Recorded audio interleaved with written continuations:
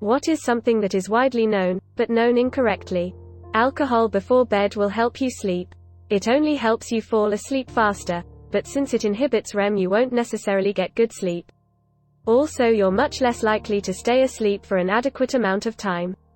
The body makes a lot of adjustments to compensate for the presence of a depressant, and once said depressant is eliminated, the effects are still felt for a while before things return to equilibrium. Not to mention dehydration and increased urination. That you swallow 8 spiders in your sleep each year. It was a fact created in a comic in 1993 that poked fun at people for believing ridiculous facts and was then subsequently passed on by word of mouth and became accepted. A lot of trivia-loving people know that in pre-modern times, people would drink beer instead of water. The implication being that medieval people were just shit-faced 24/7. Insert quip about people switching to tea and coffee just in time for the Enlightenment. However, what's often left overlooked is that the beer they were drinking was an extremely weak, table beer, of 1% ABV or less. BC The act of boiling the wort killed the organisms in the water. They didn't understand pasteurization at that time, they just knew if they drank water out of that stream they got sick, if they made beer out of it, they didn't. Antisocial doesn't mean shy or introverted. It means someone frequently acts in ways that are contrary to social order, such as harming others, stealing, and lying. Edit. While I'm at it, schizophrenia isn't multiple personality disorder. It describes someone who, primarily, suffers from psychosis, which mostly just means they're disconnected from the reality the rest of us are experiencing by hallucinations, sensory experiences, usually sight and sound, that are not real, or delusions, beliefs that are not real. There's a lot more to it, but that's the cliff notes. Okay, so I guess all I'm gonna say is when you're thinking multiple personality disorder, you're usually thinking of dissociative identity disorder. Dissociation is a big change in mood and behavior accompanied by gaps in memory or time passing differently. It's usually associated with a trauma, stress response. I thought I had sufficiently expressed that there is a lot of debate about this disorder that I'm not getting in the middle of. And I mean asterisk a lot. Asterisk. And most of the time when you're talking about OCD you're actually talking about OCPD. In obsessive-compulsive disorder the person is plagued by obsessions, thoughts, that compel them to engage in compulsions, behaviors. While contamination and frequent cleaning of self and surroundings are a common obsession-compulsion pair, neatness isn't the only presentation. Often, in fact, OCD is associated with hoarding behaviors because of some obsession with not throwing things away. OCPD, or obsessive-compulsive personality disorder, is much closer to what most people think of when they think of OCD.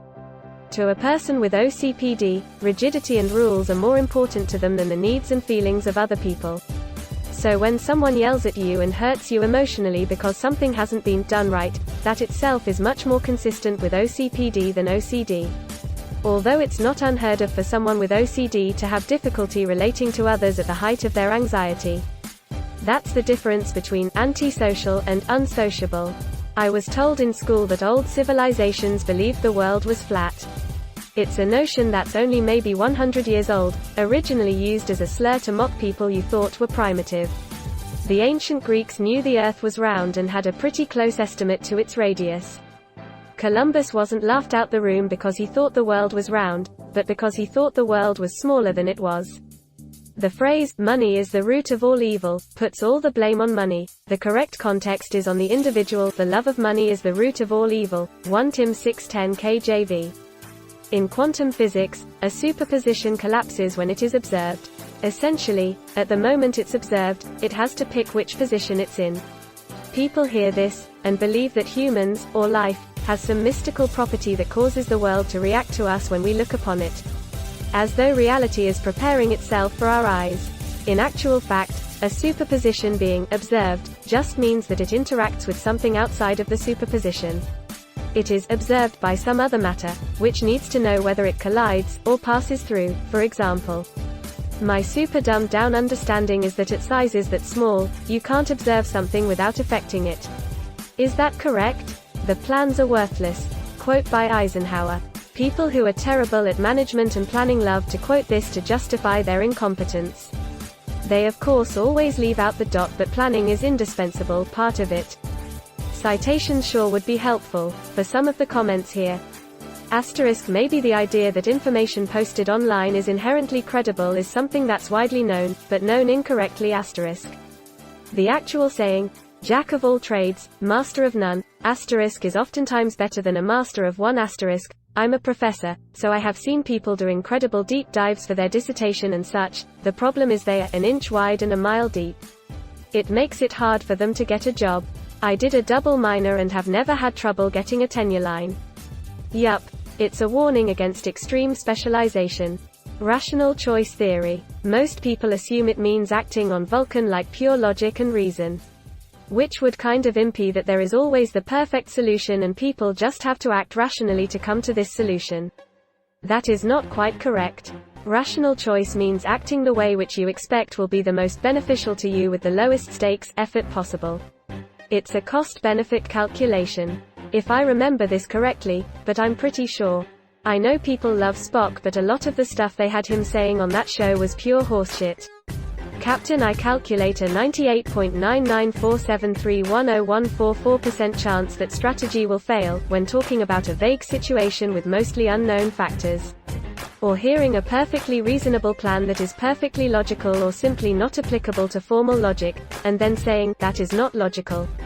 I understand that TV show writer generally will always be completely unqualified to write anything involving math and formal logic, but was so embarrassing and cringy to hear just how bad they were. About as bad as any show today that tries to use computers as any part of a plot line. To decimate is used as in to kill or destroy something to almost complete annihilation. What it actually means is to kill or destroy 1/10 of something. It comes from an old form of punishment where 1/10 of a unit was killed. If you were to decimate a 20-piece McNugget, it would actually mean just eating 2, not the whole thing quickly. But I guess words change with their use and the incorrect way is more appropriate now. The have your cake and eat it too phrase.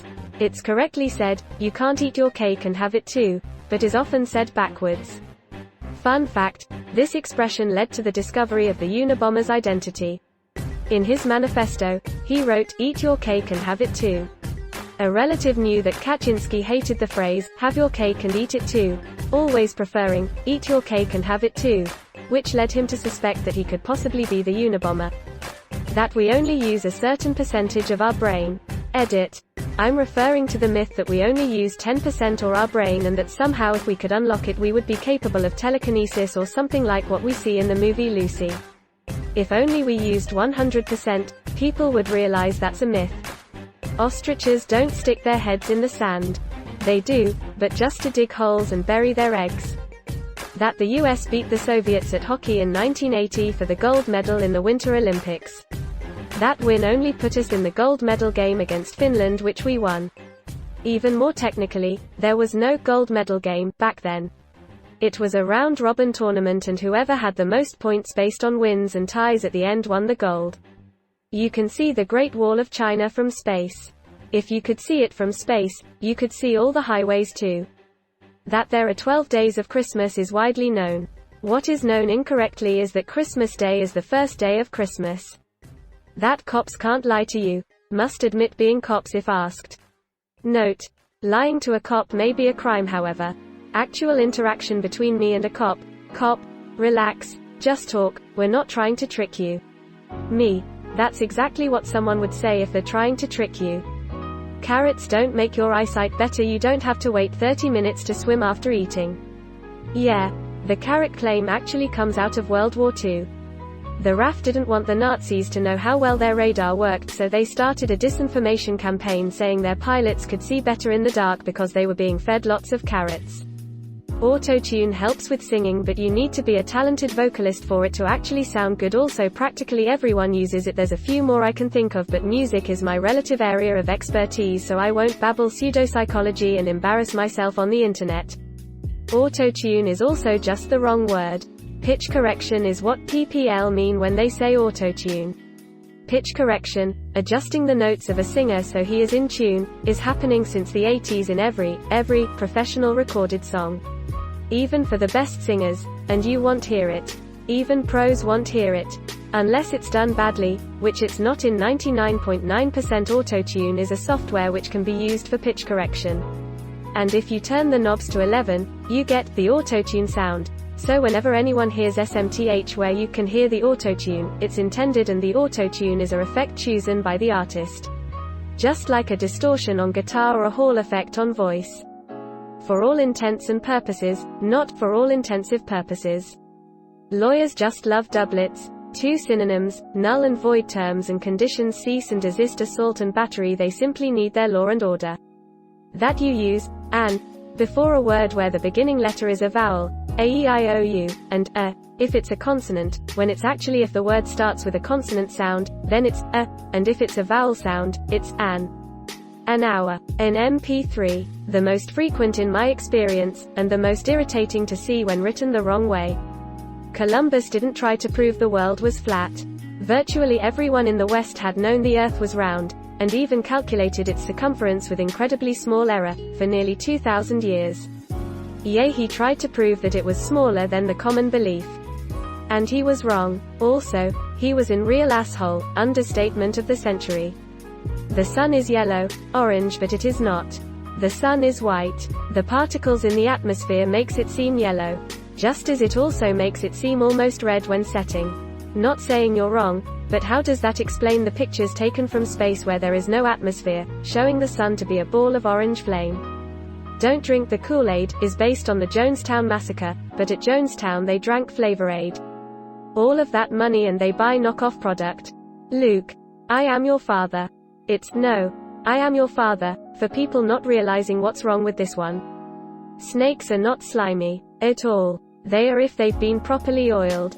Almost every fitness fact. I really want to be fit and healthy, but it's next to impossible to wade through the bullshit. I just want the actual science. That tomatoes are either fruits or vegetables, one but not the other.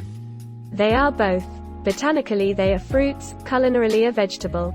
Just like walnuts are botanically fruits and culinarily nuts. Similar to any type of squash or grainy vegetables. The terms fruit, vegetable, cereal, etc. are not mutually exclusive. Knowledge is knowing a tomato is a fruit. Wisdom is not putting it in a fruit salad. Rainforests are the lungs of the world. Yes, rainforests are important, but don't have any comparison with lungs in their function. Also, this creates the idea that rainforests are important because they produce oxygen. This is only true because of the linear negative relationship between oxygen and CO2. While we should worry about increasing CO2, we don't have to worry about decreasing oxygen, cause we would still be able to breathe even if all the forests are gone. Final misconception. Most rainforests don't accumulate net carbon, nor produce net oxygen. Plants and ecosystems do this as long as they grow, but most rainforests, peatlands excluded, are stable when it comes to carbon exchange, e.g. they accumulate as much as they dissimulate. Still, we have to protect them OFC, because if we burn all that's there it will have a massive impact on global warming and biodiversity. Thank you so much for watching and have a good day.